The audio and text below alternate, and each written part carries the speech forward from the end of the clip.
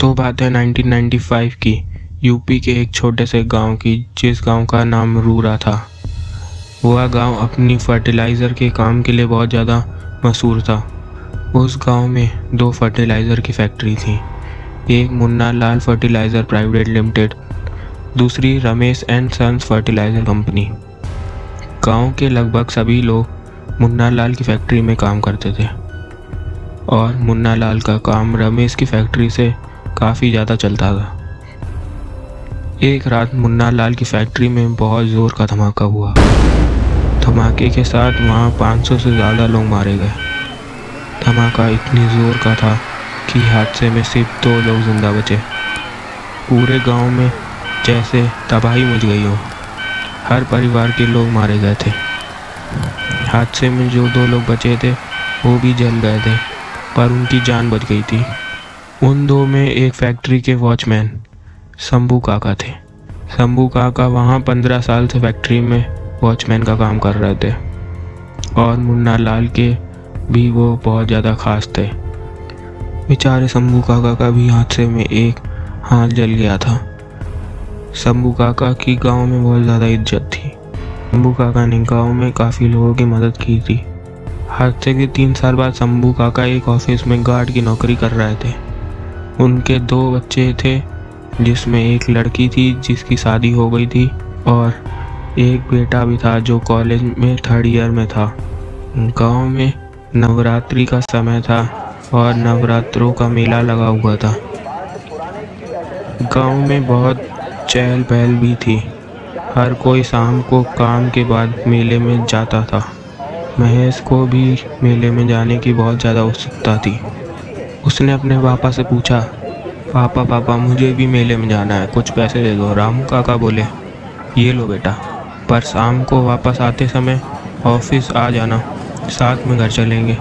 शाम को मेले में महेश इतना व्यस्त हो गया कि वो भूल ही गया उसके पापा ऑफिस में इंतज़ार कर रहे हैं। लगभग 11:30 बजे वो मेले से निकलकर अपने पापा की ऑफिस जाने लगा।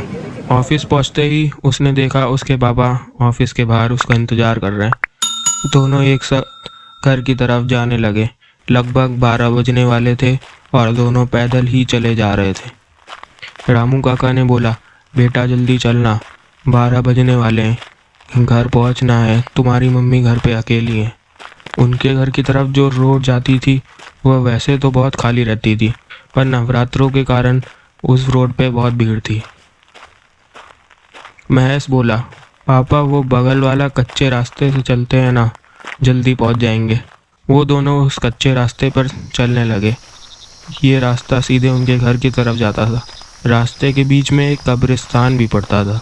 कुछ दूरी के बाद जैसे ही वो दोनों कब्रिस्तान में घुसे, उनको ऐसा लगा कि वो लोग किसी गर्म जगह से ठंडी जगह में आ गए हों। रास्ते में दूर दूर तक कोई नहीं था, बिल्कुल सुनसान पड़ा हुआ था। वो दोनों आगे बढ़ते जा रहे थे और रामू काका रास्ते में जितनी कब्र पड़ रही थी सबके नाम पढ़ रहे थे। कब्रों पे वही नाम लिखे थे जो फैक्ट्री के हादसे में मारे गए थे। ये देखते देखते रामू काका का दिल दहल गया और वो थोड़े से घबरा गए। कुछ दूरी चलने के बाद वहाँ पर तेज हवाएं चलने लगी और रामू काका को ऐसा लग रहा था कि उनकी दाहिनी तरफ से कोई पीछा कर रहा हो। दोनों काफ़ी डरे हुए थे। तभी रामू काका को अपनी बाहिनी तरफ से अजीब सी आवाज़ आने लगी, तूने ही मारा है, तूने ही मारा सबको, तूने ही। कभी वह आवाज़ दाहिनी तरफ से आती तो कभी बाहिनी तरफ से आ रही थी। रामू काका बहुत ज़्यादा घबरा गए। तभी महेश डरते हुए बोला, शायद हम लोगों को यहाँ से भाग लेना चाहिए। जैसे ही दोनों ने भागने की कोशिश की, उनके सामने 500 से भी ज़्यादा उड़ती हुई लपटें जैसी चीज़ें दिखाई देने लगी और रामू काका ज़मीन में धंस गए।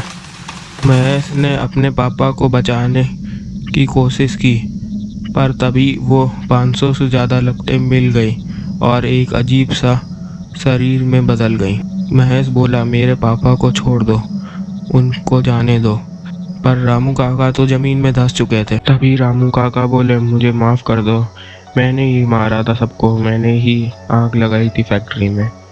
रमेश काका के कहने पर रमेश काका ने मुझसे कहा था कि अगर तुम मुन्ना लाल की फैक्ट्री में ब्लास्ट कर देते हो तो मैं तुम्हारी बेटी की शादी करवाने में मदद करूंगा। रामू काका ये सब बता ही रहे थे, उतनी देर में एक उड़ती हुई आग उनके मुंह में घुस गई और रामू काका पूरे जल के वहीं पर राख हो गए।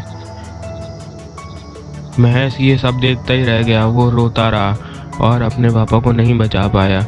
वह अपनी जान बचाने के लिए बहुत तेज भागा।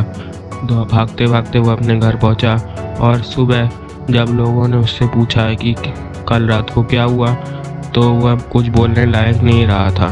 ना वो कुछ देख सकता था, ना वो कुछ सुन सकता था और वह पूरा जिंदा लाश बन चुका था। उस दिन के बाद उस जली हुई फैक्ट्री में कोई नहीं गया। लोगों का कहना है वहाँ से अजीब अजीब सी आवाज़ें आती हैं। तो दोस्तों, कैसी लगी आज की ये भूतिया कहानी?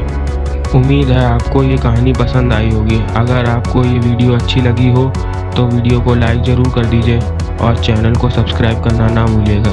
धन्यवाद। हम लोग फिर से मिलते हैं एक नई वीडियो के साथ।